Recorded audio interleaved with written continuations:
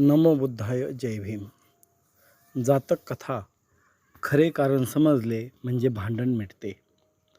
एकदा बोधिसत्व तपस्वी होऊन एका टेकडीच्या पायथ्याशी राहत होता. त्यावेळी त्या पर्वताच्या एका गुहेत एक सिंह आणि एक वाघ परस्परांशी स्नेहभावाने वागून वास करीत असत. पण एके दिवशी थंडी संबंधाने त्यांचे भांडण जुंपले. वाघाचे म्हणणे थंडी कृष्ण पक्षात वाढत असते असे होते. सिंह थंडी शुक्ल पक्षातच वाढते असे म्हणे. त्या दोघांचेही भांडण विकोपास जाण्याच्या बेतात आले. तेव्हा ते दोघे बोधिसत्वाजवळ जाऊन त्याला म्हणाले, भो तपस, आमच्या या भांडणाचा निकाल कर. बोधिसत्व त्याचे भांडण संबंधाने होते हे समजावून घेऊन म्हणाला, कृष्ण पक्ष असो किंवा शुक्ल पक्ष असो, ज्यावेळी वारा वाहत असतो त्यावेळी थंडी वाढत असते. का की थंड वारा हेच थंडीची अधिक बाधा होण्याचे कारण होय.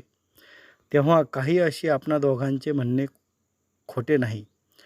ह्या भांडणात कोणाचाही पराजय झाला नाही असे मी समजतो. बोधिसत्वाच्या उद्देशाने त्या दोघांची तुटू पाहणारी मने पुन्हा मिलाप पावली. ज्या गोष्टी संबंधाने वाद होतो तिचे खरे कारण समजले असता कितीतरी भांडणे मिटतील.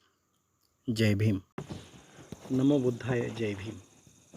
मी अजित एकनाथ मुंतोडे व्हिडिओच्या माध्यमातून आपणासमोर जातक कथा सादर करत आहे. जनसामान्यापर्यंत बुद्धांची शिकवण पोहोचावी हाच निस्वार्थी उद्देश. इंटरनेटवर बौद्ध साहित्य कमी प्रमाणात उपलब्ध आहे. किंबहुना जातक कथा आपणास पाहायलासुद्धा मिळत नाहीत. त्या सहजगत्या ऐकायला मिळाव्यात व समाज जागृती व्हावी यासाठी हा प्रयत्न. आशा करतो आपण भरभरून प्रतिसाद द्याल. जय भीम.